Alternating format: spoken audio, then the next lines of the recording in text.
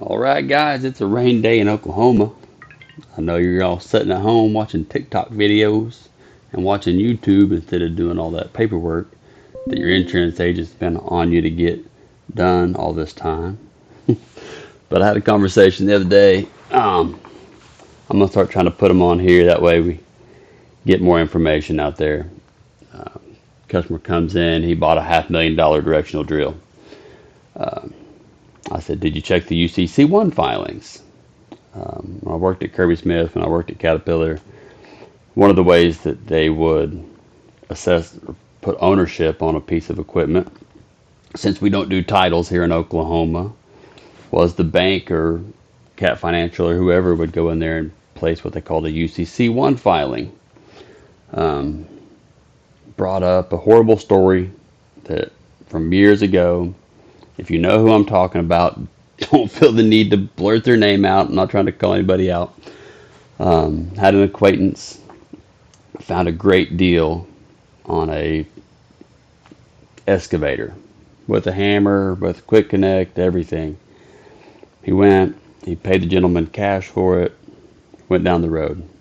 A couple months later, final drive went out. He's $15,000-$20,000 into fixing that, and all of a sudden, bank shows up to repossess the piece of equipment. I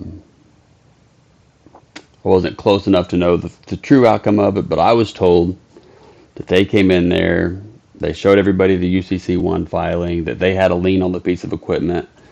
The gentleman that sold it to him did not have the right to sell it. He was out. He never found the guy. He was out the money that he paid him for the machine, and then he was certainly out the money for the repair of the final drive. Didn't recoup any of that. So we get to the conversation of the $500,000 drill.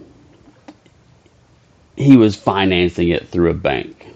Your bank will absolutely, to protect their own interest, do a UCC1 search.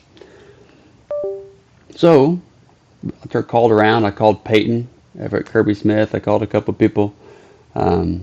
Kind of asked around, like, well, how do we, as just not a bank but normal citizens, go out there and do a UCC1 filing search? Didn't really have a great answer. I found this site here. It looks like it's about $50 to pull one.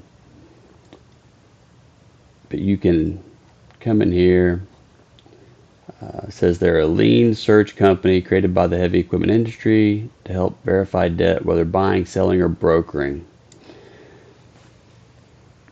It can't hurt, $50 to, especially if you're going to make a cash transaction with another person that you don't know very well, especially if you're going to go out of state and buy a piece of equipment for any amount of money.